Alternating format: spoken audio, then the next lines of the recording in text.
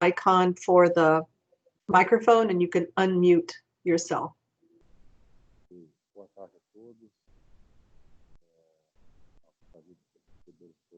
Okay, Alejandra, are you here? Can you unmute yourself and translate what I just said in Spanish? Of course. I recently joined the call, so I missed part of what you said. Okay, so Alejandra, I will repeat. If any Spanish-speaking people that are with us today have a question about clarity, at the end of the webinar, if they would unmute them, if they would just send a chat message through, then you can translate into Spanish for them the answer, okay? Okay. Can you explain that in Spanish? Yes. Bueno, gracias por unirse al webinar. Lo que Sharon estaba diciendo previamente es que al final de esta presentación pueden escalar sus preguntas por el medio del chat y estaremos encantados de resolver. Pueden hacerlas en español, no hay ningún problema con esto. Y yo estaré encargada de hacer la traducción.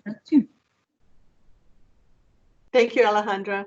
And Rogero, can you unmute yourself and translate what was just said? Okay. Boa tarde a todos. Ao final desse webinar, todos que desejarem fazer perguntas poderão fazer em português, caso desejem, e os nossos palestrantes vão a todos. Ok? Obrigado. Thank you so much, Rogero. I'm going to hand this over to Raja from Renusis. Thank you. Hi, welcome everyone. So I would like to introduce a little bit about Renusis before we get into the technical details with Mr. Rajesh Singh. So first of all, why we take this liberty of discussing about the components is because as Sharon explained that we have been into this industry, Mr. Rajesh Singh, especially in the polymer industry for almost 20 years now. So we know how the polymer reacts, how it acts with different things, how it behaves at different temperatures, or what is the relationship, and how does it work when the lamination is done on the panels. So that's why we thought that we would get into the details of these components first. So Renusis is the first integrated manufacturer of solar components. So why first integrated? Because we have the encapsulants, we have the backsheets, we have solar cells, and also the modules with us. We go to the next slide. Yeah. Renusis is a part of NP Group, ENPWE, which is an international conglomerate with almost 60 plus years in the manufacturing field. We are present globally. We have got 3,000 plus employees, and the turnover is around $350 million plus. We are present, right? We are quite diversified in the business sector. If you see, we are present from the flexible packaging to the metal packaging industry. We are into home care products. We are into cements. We are into chemicals and cables. And lastly, the solar. This is to give you an idea of how Renusis is present globally. We have got two manufacturing facilities in India, one in Bangalore and one in Hyderabad. In Bangalore, we manufacture the components, and in Hyderabad, we manufacture the cells and panels. We have got our own offices in the African regions, in South Africa, in Nigeria. Then we have one in Dubai, in the Middle East, one in the north of India. In fact, two in India, one in north of India, Delhi, and one in Mumbai. We have an office in Mauritius, one in Singapore and China. And we have got our representatives also spread around. Like we have Beckett Solar taking care of us in Europe, US, Mexico, Brazil. And this is how we have been through. We started off somewhere in 2011-12. We started off with the encapsulants. And in 2013, we again started off with the back sheets. So we started some exports in 2014, and somewhere in 2015, we thought we would expand our component facilities by adding cell line. So that's how we took over a company by the name of Solar Semiconductors, which was manufacturing solar panels for SunPower USA. This was basically an OEM unit based in the special economic zone. So the inheritance itself, it had a lot of laboratory facilities. It had a lot of quality, quality circles being implemented right from the beginning stage. So it was easier for us to maneuver it throughout. And then we ventured into cells. We expanded the capacity from 80 megawatt of module lines to 750 megawatt as of today. And we are thinking of some more expansion in the next year. We have got a cell line which was initially 30 megawatts when we took over this company. Right now we are at 130 megawatt. And the EV and backsheet facilities have also been doubled in the last few years. We have been launching new products almost every year from 2016-17. In the next years coming down, we are looking at floating solar and bifacial modules, and also higher efficiency panels. The strength of Renewsys is the laboratory and technical expertise. Like we have got two different R&D centers, one in Bangalore for the components and one in Hyderabad for the modules and cells. And we have a laboratory which has been approved by Intertech, and we have the total facility that testing of modules requires. Like we can do the IC test, TUV IC test, whatever TUV does in the laboratory. Apart from one or two tests, we can do all the other tests in-house. So many of the manufacturers in India or globally also, whenever they get into a new facility or they set up a new facility, they come to us. We provide them with not only with the components, but also we test their initial modules or samples and give them the results. Though we cannot officially certify it, but we can give them a very good report based on which they can go ahead with the certification process and further. As I said, we have two different facilities. In the module line, we have got 750 megawatts. Cells, we have 130 megawatt in Hyderabad. And in Bangalore, the encapsulant line is 1.4 gigawatt, where we manufacture not only EVA, but also POE. And the backsheet line is around 3 gigawatts. So now I hand it over to Mr. Rajesh Singh so that he can take it forward with the technical details.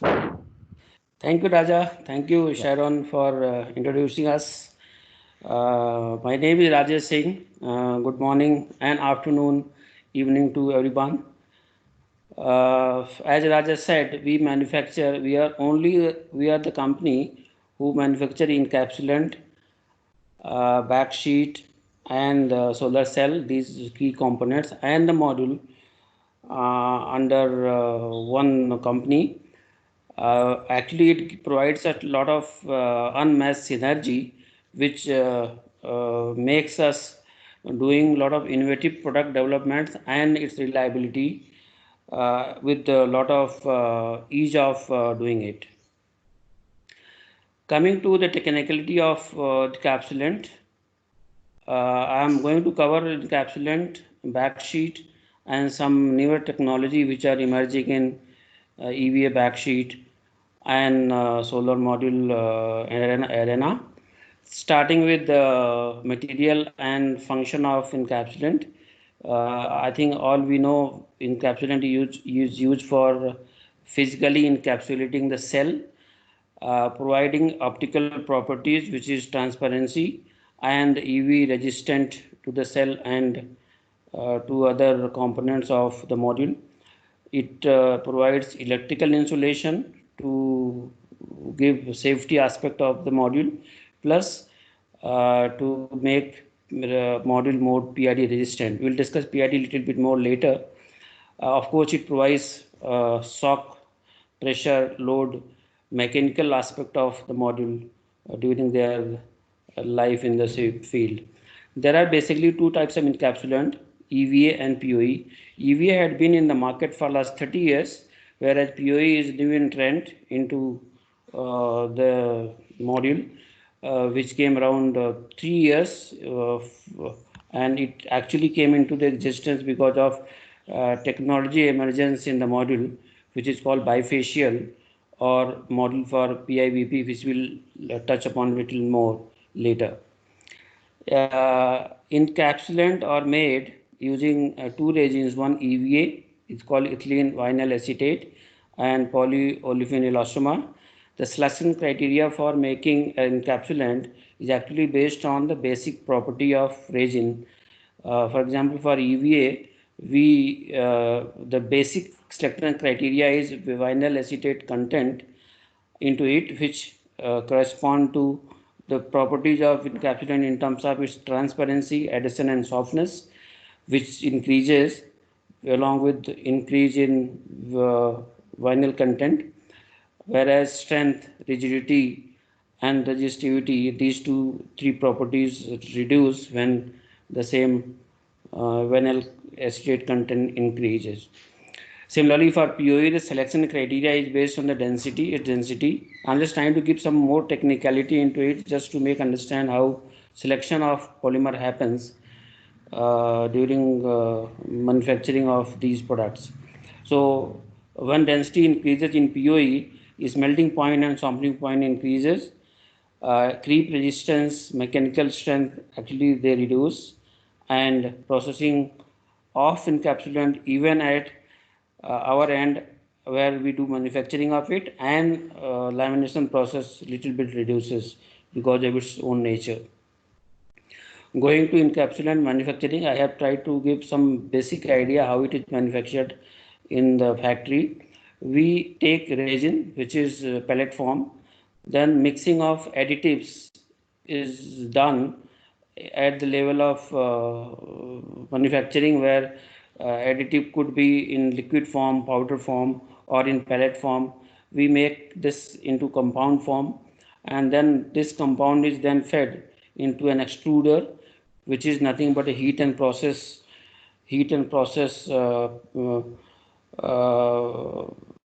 from starting into the extruder, then it is casted on a roll, which is chill roll, and finally then it comes on a winder, where a roll form of encapsulant is made, which looks like this. This is just a roll, which could be say 100 meter to 200 meter or 300 meter length, and they look like this in the sheet form. I think you all know, because you must be using these encapsulant in sheet form almost every day.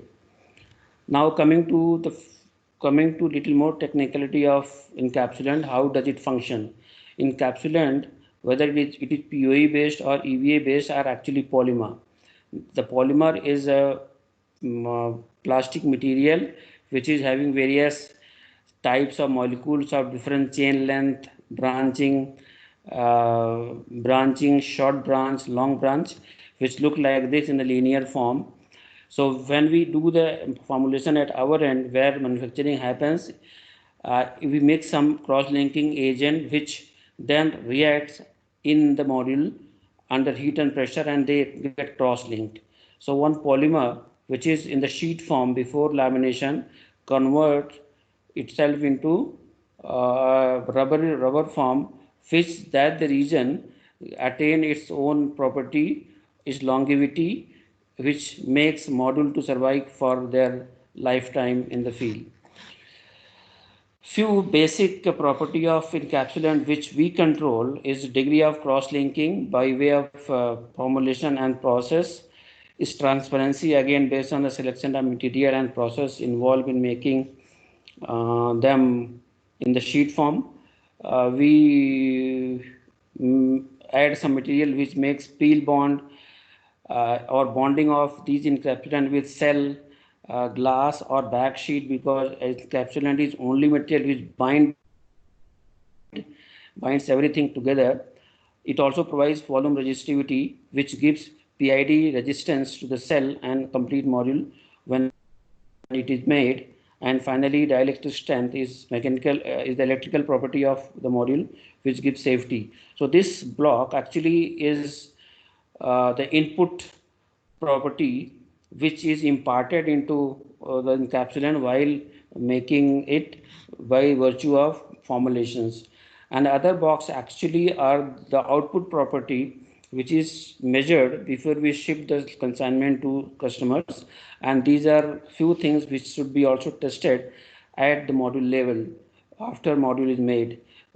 For example, gel content, peel bond, flashing of the module based on their flasher, which gives how much wattage has been generated or how much is CTM loss or gain after making the module from cell to the final stage of module.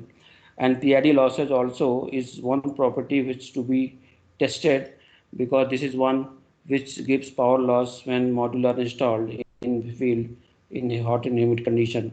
Reliability, of course, is a major factor in module because they are supposed to be in the field for 25 years, and largely quality of components including cell, backsheet and encapsulant determine its longevity in the field. Moving to the next slide, I have given a brief comparison between EVA and POA encapsulant. So basically EVA is this product was introduced, as I said, around 20-30 years back. It is basically was for glass to backsheet structure. Even today, this is the dominating encapsulant in the market, and glass to backsheet is the dominating design of module in the field. So if I do the one-to-one comparison, glass to backsheet is for EVA, whereas TPO or POE can be used for glass to glass. It could be used for crystalline silicon cell, thin film technology module, whether it is for CIGS or it is for cadmium tellurides. These are fewer technical name. I hope that we all understand, but any more clarification can be given later. So EVA is cross-linking type. POE could be cross-linking or non-cross-linking type depending on the structure of the POE during the formulation. Mechanical strength of POE is more. POE also has got a property which is called creeping if it is not properly cross-linked, because as I said, there are two types of POE available in the market. So non-cross-linkable POE can give creep, especially for glass-to-glass configuration of module. PID is one property which is very good for POE encapsulant because they are naturally electrically insulating in nature, and its volume resistivity is 10 to the power 16, unlike EVA which is 15 or low. POE is also better in moisture property in terms of moisture barrier and its sensitivity to moisture. Only the drawback of POA is that it takes little more time in lamination because it has to be done. Generally, it is glass to glass which is used for this, and it takes longer time, little bit longer time to penetrate heat through two sides of glasses. And it is less corrosion resistance. It is higher in module expectancy because it does not create any chemicals, and also it does not create what is called acetic acid, because POE is neutral, or we can say non-polar material, whereas EVA is having acetic acid formation because of presence of vinyl acetate, as we discussed before. Now among various encapsulant, we said EVA and POE are two dominating ones. And within EVA and POE, there are two variants of encapsulation. One is UVT and second is conventional. UVT is nothing but ultraviolet transparent, which is a new entrant into the technology of PV, which came around 3 years back. If I give some very brief comparison of conventional encapsulant, where there is some formulation in the recipe which makes light to get blocked if it is less than 360 nanometer. The purpose is to block these light which are UV rays, which were harmful, which were supposed to be harmful for the cell and the backsheet below it earlier. But now, due to invent of newer technology, better material in PV segment, we can now allow these light to pass through the encapsulant, and it can generate more power, because when more light reaches to the cell, it can generate more power because more incidence light is falling. This happens only when you open the window of encapsulant from 360 nanometer onwards to 220 nanometer now, because that is what is the main purpose of doing this, making it EV transparent. If I tell little bit more on this, sun contains light all the way from around 200 nanometer to 1200 nanometer. Now earlier, people used to block from 200 nanometer to 360 nanometer, and they were allowing only from 360 nanometer onwards. But now if we allow from 200 nanometer or so, that much more light we get on the cell, and cell generates more power. Now, PID is another phenomenon which industry learned around 5 years back. It is the phenomena where power loss happens during field generation, especially when negative system voltage is generated in the string where climatic condition is hot and humid. PID is actually caused by various factors in the PV system, starting from the system level to the module level to the environmental level and finally cell level. This is two types, reversible and non-reversible. Reversible is something which is just polarization during the day, and when you earth, the module from negative system voltage goes away completely. But if the phenomena continues for a longer time, actually the electrochemical reaction happens which leads to conversion of metallic parts, and then it becomes difficult for PID to get reduced. In that case, if I focus only on the module level PID control, which is actually caused by low volume resistivity of encapsulant or maybe the type of encapsulant. So at module level, it could be controlled by reducing the conductivity or increasing the volume resistivity. This is the property which are inversely proportional. Or we can choose an encapsulant which is non-polar in nature, and that is what is POE we discussed, where its volume resistivity is higher naturally. Environmental condition, as we said, it depends on temperature and humidity. So if we are making module or EVA for climatic condition where climate is hot and humid, we are more careful to make PID resistance of EVA better or higher. Whereas if it is to be installed in some condition where it is cool and dry like Europe, probably this is not a key property to control in an encapsulant. At cell level, it is controlled by increasing the ARC, which is called reflective coating, which is done during cell manufacturing. And this is actually nothing but increasing the refractive index of ARC coating, which is called anti-reflective coating. Because PID is caused by PV system at different levels, the solution are also derived at different level. So if I talk only on the module level problem, which is caused by low volume resistivity of encapsulant, we could see here that an encapsulant of around 10 to the power 15 ohm centimeter is good enough to control PID from caused by encapsulant in the module. Whereas if we use POE and TPO, let me tell you, POE and TPO are the same. They are called interchangeably from country to country, company to company, but generally POE is little more cross-linkable, TPO is little less, but in fact they are same material. So if we use POE or TPO, they are naturally more volume resistant and it gives more resistivity to the cell, stopping the current leakage. We have done one interesting study in our company where we have installed module demo plant of 6 kilowatt each using standard EVA, ultraviolet EVA and PID EVA, and we have compared the data of last 3 years, and we have found that whatever is talked theoretically, practically we are getting the same result.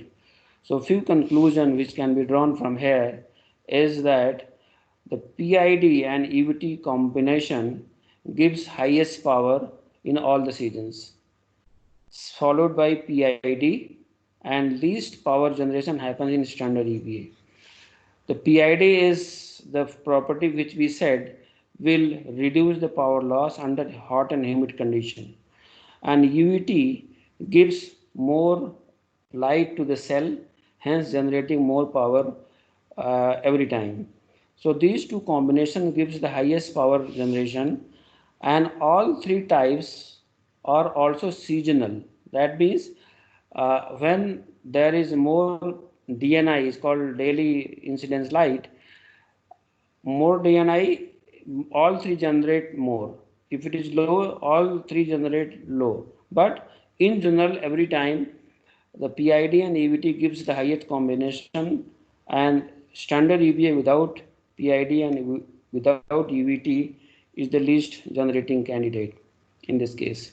So if I give you a bar chart on this, if you compare standard EVA with PID EVA, it generates 3.3% more power, and further from PID to PID EVA to PID plus EVT EVA generates 3.3 additional power. So the difference of 6.6% in power generation from standard EVA to PID and EVT type. This is the 3 years cumulative data generation. So conclusion, we can say that if one uses PID and EVT combination of EVA at the front and PID plus standard EVA in the back will be the best combination to generate highest power.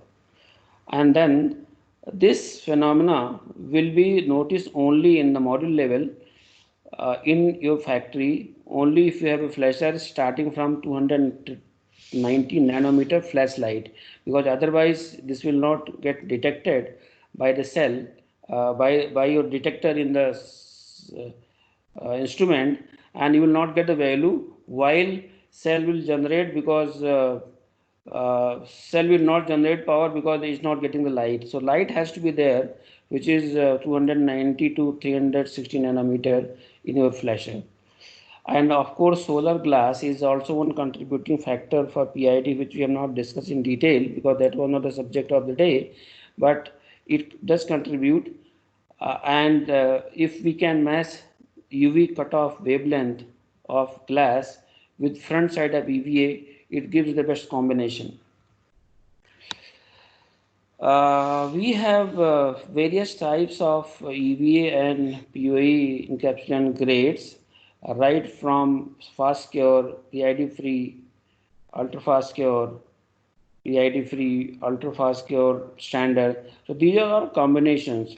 But what all out of all are leading is PID and EVT in different form. Maybe in PID EVT form or only EVT standard form, because these are the best combination evolved now for last 1 year or so, and people are using accordingly.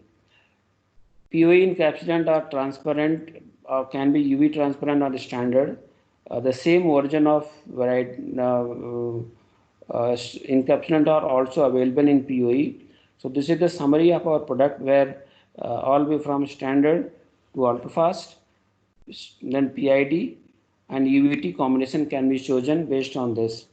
These combinations, which is PID plus EVT, is actually more useful for megawatt level or utility scale projects, not probably the one which is street light or small home lights, because they are not actually subject to high voltage, and so the PID resistance property need, because the PID generally happens only if system voltage very high. I know in US it used to be 600 volt earlier. Now US has moved to 1000 volt. Europe was already 1000 volt system voltage for the field. Now everybody is moving to 1500. So globally trend of PV module is moving from 600 to 1000, now 1500. So when it becomes 1500, the EVA being PID is more important, because that is how it gives more benefit to prevent power losses. Few market failure I could collect just to give an idea what could happen if someone uses the wrong encapsulant. So this could lead to snail trail. This is caused by basically cell, but this is also potentially can be caused by EVA or POA encapsulant if there is impurity. Second is corrosion. This corrosion can happen if there is chemical impurity in encapsulant, and it could happen in monocell or multicell. Then we have EVA browning or discoloration. This is again caused by wrong selection of raw material while making encapsulant, and it could also lead to delamination. This could be caused by wrong formulation of EVA while manufacturing. And PID we discussed, it could cause because of current leakage through EVA, and then it actually affect the cell. Finally, cell get damaged at PN junction level, and it is stop generating power. What is it expected for? Now moving to backsheet. Backsheet is typically 3 to 4 layer. It could be laminated, coated, or semi-coated, semi-laminated sheet or polymer, which is of different combinations, which we'll discuss in next slide. But starting with the function of backsheet, like we discussed in EVA, the function of backsheet is to give the resistance to the module from weather conditions. It could be dirt, dust, chemical, hydrolytic attack by moisture which comes from rainwater or moisture from ground, and this could also be for UV radiation, resistance from UV radiation which comes from reflection of light from the earth. It definitely provides electrical insulation because this is the only layer from outside which protects cell, and this is the major safety aspect of a module, to be highly electrically insulating and resistive to avoid it from burnt or from electric discharge. It also provides mechanical strength to the module because this covers it from back, and you have to protect the cell through EVA to give module a mechanical rigidity. There are basically 3 different types of main backsheets, but if you see overall there are various types, but these are ones which are covering majority of the market. So starting with laminated one, this laminated backsheet are called laminated because all 3 layer or both layer, if it is 2 layer, are laminated with adhesive, which is glue applied during lamination process. So if I give you a very rough idea, this could be all 3 layer laminated. This laminated and coated could be 1 layer laminated and other layer coated, whereas middle layer is common. Coated backsheet could be both the layer outside and inside. Outside layer goes on the air and inside layer goes towards this encapsulant. Could be coated. A very brief comparative property between 2 backsheets are, if I divide only laminated and laminated plus coated and coated together, so laminated backsheet should be preferred because of cushioning effect, which provides less cell cracking. It gives better integrity because it is carrying more mass, more polymeric material with more toughness, and it is moderately priced. Whereas coated backsheet is poor in surface integrity because surface of backsheet is coated. This could lead to poor moisture barrier because layer is one, it is not laminate of film, and any coating has got porosity, it gives away the moisture through it. Then rigidity of backsheet is more because of no cushioning layer, so it can lead to cell crack. Of course, this is economically attractive because cost of manufacturing is less, being 2 layer coated or 1 layer coated.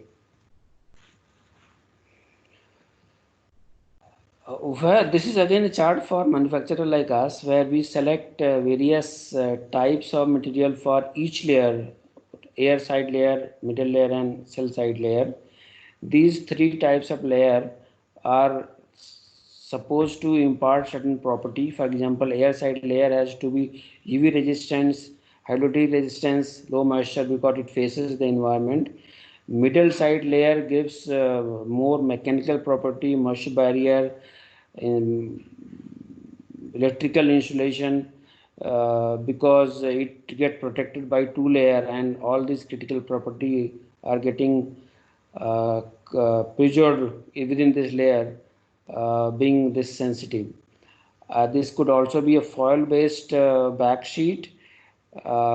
If application of backsheet is for high sensitive cell like say CIGS or thin film, which used to be thin coating of photosensitive layer to be protected from moisture. Then cell side layer of backsheet could be, it should have better volume resistivity because it is going to face towards the cell. It should be chemically compatible with EVA because this is going to get adherence with the EVA, and it should have better cushioning and pliability to give support to cell from cracking. Within backsheet, we have fluoro-based, non-fluoro-based. So let me tell you briefly, there are three types. There could be three scenario where fluoro or non-fluoro types can be used. Non-fluoro types are one which are having polyester EVA, generally we say in the market. And these backsheets came into the market in 2008, and they picked up majority of the market by 2012. Because this was economically better but performing the same. Single fluoro backsheet, actually the second stage after double fluoro. Double fluoro was first backsheet which was introduced maybe 20 years back, in the starting of the module technology, where both the sides of backsheet were fluoro, and in fact it was not needed frankly because it makes backsheet structure too expensive. At the same time, it is not too good for getting bonding with the cell, especially from the fluoro side, which is towards the cell of the backsheet. Single side fluoro is more preferred today. It is called fluoro polyester ethylene, and majority of the market is moving towards this because this gives the benefit of cost, at the same time property of fluoro on the top side, because actually you need fluoro more on the top side, which is air side, than the fluoro which is inside, because that is actually not needed. So industry has learned, and everybody is now, if fluoro, going for single type. Though there are some companies who are still using double fluoro, but in fact they are not needed. Selection criteria for backsheet is starting from structure, whether you want coated or laminated. This is based on the economy of the project. Then it comes single stage or double stage, because laminator makes a difference in using a particular type of backsheet. It is slow shrink, high shrink. So we know what to do. So we actually check with customer what type of laminator do you have, so that we can accordingly select the raw material. Thickness of backsheet is important in terms of whether one is going to use module for 1000 VDC or 1500 VDC. It's called voltage DC of system. And we set fluoro and non-fluoro based on whether you are in more UV radiation zone of the earth or less. For example, in Arizona or Africa, where UV radiation is more in the sun, you actually need fluoro based, whereas non-fluoro based is more suitable for low UV radiation area, like probably part of Europe or even US, because those are more forgiving climates. Plastic or metallic based backsheets are used for special application like metal wrap through or back cell contact. These are newer technology which were introduced in the market 2-3 years back, but in fact because of cost they could not take off. So very nutshell, in backsheet we discussed fluoro, non-fluoro, but all these types of backsheet could be transparent or could be white. So today 95% of market of backsheet is white, which is normal large to backsheet structure, whereas new backsheet is coming into the market which is transparent backsheet, and this is to replace the glass to glass by glass to transparent backsheet. Glass to glass or glass to transparent backsheet modules are used for bifacial cells and building integrated photovoltaic BIPV. These backsheets are made by us and we also supply to them. This is not a big market today, but the trend is to go for bifacial or PIBP. Time is moving towards this, and probably there will be good volume of transparent backsheet usage in future, maybe 2-3 years from now. So glass to backsheet and glass to glass, if I give brief comparison, it start from lighter weight. Glass to glass is heavy weight. In fact, we'll share these PPTs, so I cannot go in each detail, but generally glass to backsheet is a preferred candidate today over glass to glass, basically because of fragility. It is more fragile and it is costlier, it is heavier. Glass to glass module making needs special equipment for lamination, whereas glass to backsheet modules can be made on the similar line which is being used for normal glass to backsheet for with the white backsheet. Few field failure of backsheet which is I could pick up out of 100. So 31% is because of cell side alloying. This is the alloying in the backsheet, which is from inside layer. That is what I said, faulty backsheet could lead to various problems. 4% is air side alloying, 22% is cell side cracking, and then air side cracking, which is outer layer of the backsheet, and 3% delamination can happens because of faulty glue in the backsheet. Product of backsheet with Renosys is all double fluoro, single fluoro, non-fluoro for 1500 to 1000 VDC. We also have bus bar insulation sheet in white and black color. So we have variety of product. Some of them are leading products, some of them are not so common, but they are used for a niche market, for a special market. Right from aluminum based backsheet, copper, transparent we discuss, and black. We have black to black and white and black to black. Black to black is used for basically for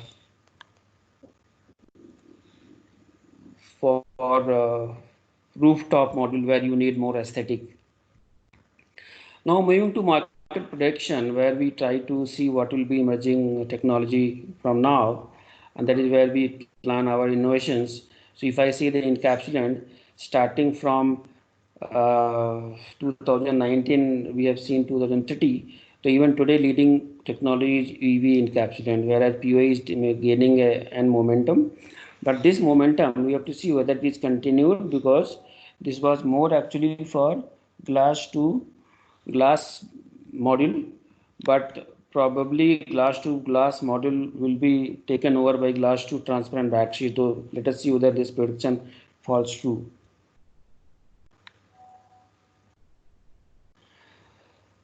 Next is backsheet trend. So starting from again 19 to 30, around 10-year horizon, glass to PVDF backsheet is going to be the major candidate throughout in next 10 years, followed by Tedlar. PVDF is nothing but polyvinyl difluoride. Tedlar is polyvinyl fluoride. So these are similar products which are fluoro. And competitor of these two product is actually PET based backsheet. So PET competes with both of them, PVDF and Tedlar. Coming to module technology, little bit I have added extra out of the subject is glass to glass we just discussed. So glass to glass is emerging, and glass to backsheet is still maintaining its momentum. And let us see whether glass to backsheet with glass to transparent backsheet together still reduces or it maintains its share in the market, because it seems that it will still keep its share because of invent of glass to transparent backsheet we discuss for glass to glass and glass to transparent backsheet modules. And last probably is the type of module which is used in terms of monofacial and bifacial, because monofaciality and bifaciality decides whether backsheet has to be the module has to be glass to glass or glass to backsheet. We already discussed this. So monofacial could be glass to backsheet, bifacial has to be glass to glass or glass to transparent backsheet necessarily. Full cell and half cell cuts modules are used now, and these are again emerging technology where half cut cells gives less resistance and hence more CTM gain rather, or I'll say the least CTM gain. Sometimes it also gives CTM least CTM loss. It gives actually more CTM gain sometime, but it generally generates more power because of less resistive losses. So full cell module, half cell module, and quarter cell module.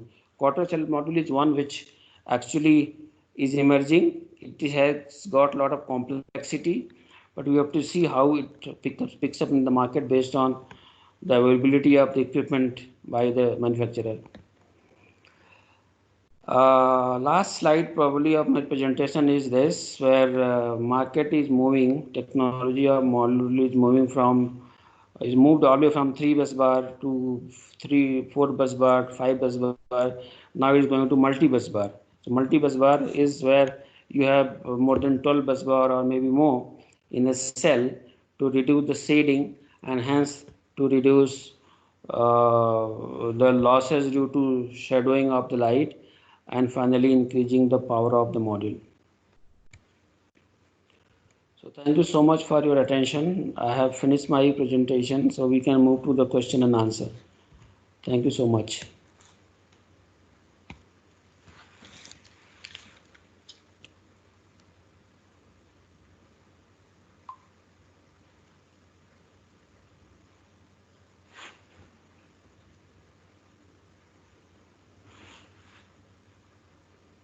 Sharon, I'm request now.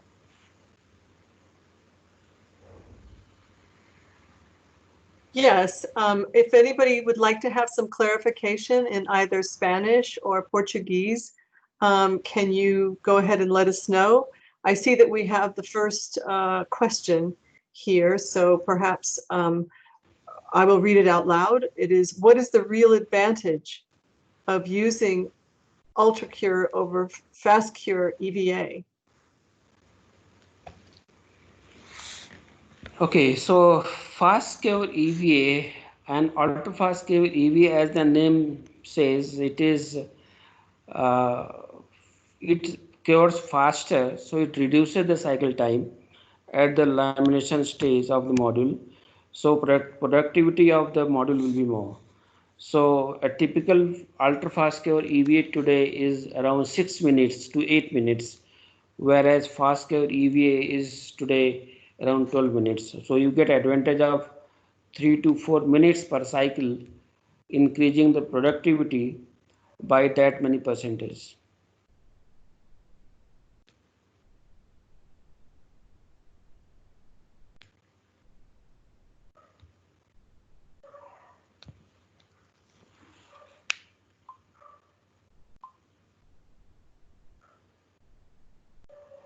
Si alguno de ustedes tiene una pregunta en español, no duden en hacerla.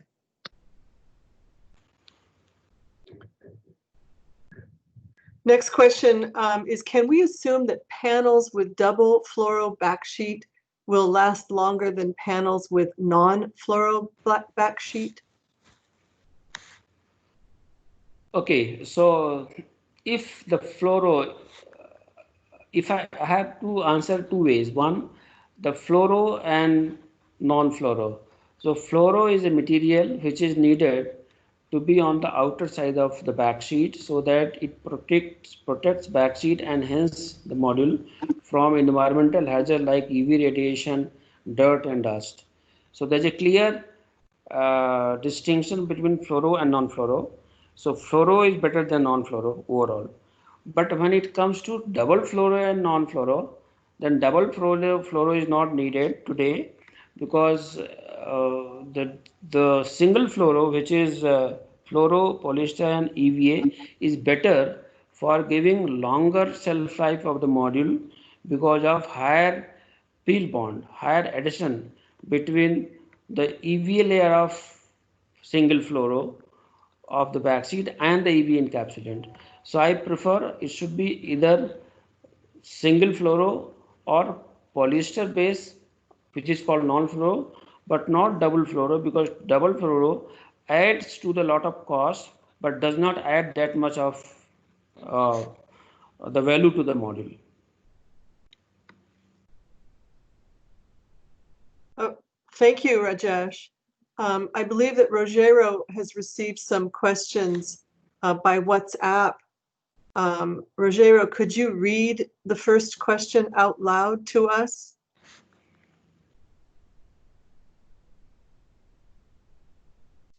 I am writing, I'm translating writing there. One of them is how long or how about the shelf life?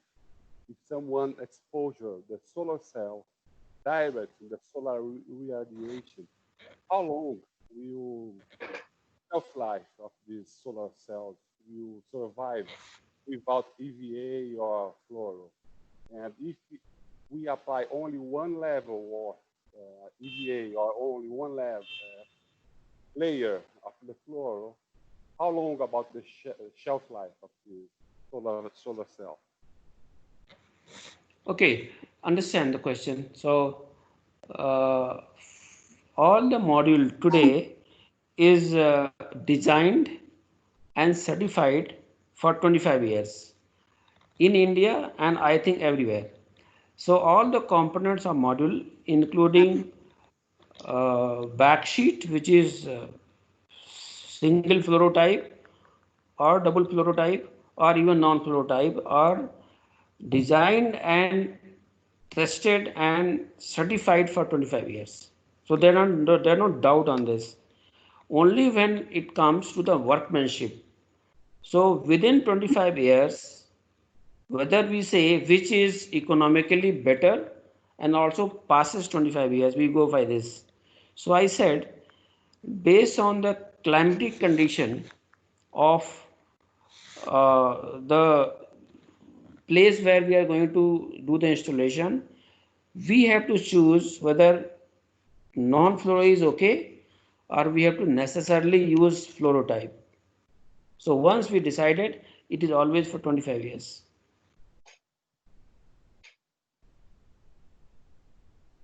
Thank you, Rajesh. Do you have another question, Rogero? Yes, I have one here.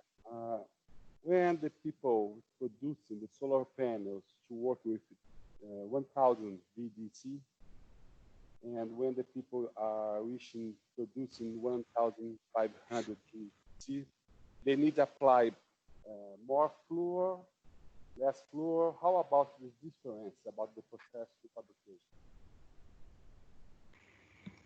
So, okay, if I understand, he was trying to ask whether we need fluoro or non-fluoro for 1000 or 1500 system voltage module, correct? So if this is the question, then there is no difference in selection criteria, or I'll say there is no problem whether you use fluoro based or non-fluoro based for 1000 or 1500. What is important between these two types of module is called thickness of backsheet. So thickness of backsheet, which is called non-melting layer, should be minimum 100. The non-melting layer of 1000 VDC module should be minimum 150 micron, whereas non-melting layer of 1500 VDC should be 300 micron. So difference between two backsheet are only the thickness, not the type of backsheet.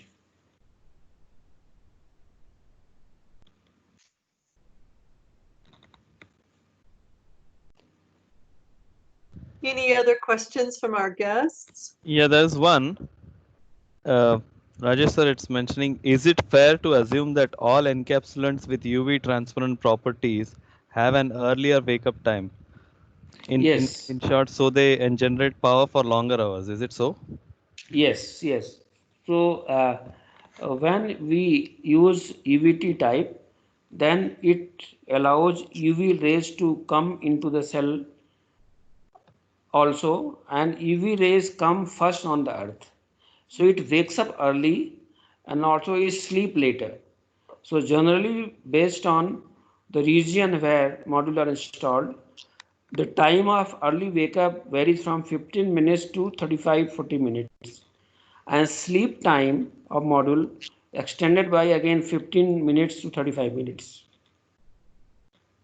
So the power generation, more power generation happens because of two reasons. One, it wake up early, sleeps later, plus it allows more light to come on the cell and generate more power. So it is compounding effect.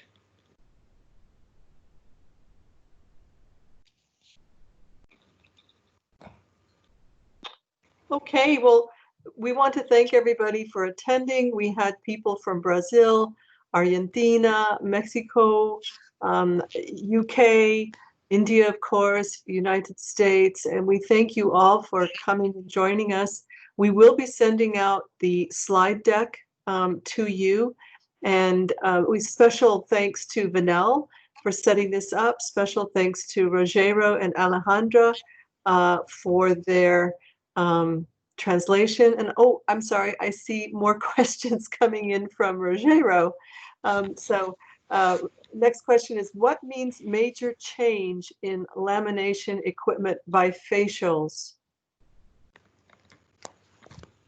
Okay, so for bifacial, if you use glass to transparent backsheet, there are no major change in the equipment for making module. But if it is for glass to glass, then you need to do a lot of changes in the line, which is automatic process, and also in the laminator, because you need heat from both the sides in most of the time. So question had to be decided in two parts. For bifacial cells, glass to backsheet, no major change. For bifacial cells, for glass to glass, a moderate change. And thank you, Rajesh. Rogero's last question from his guest is about bus bar.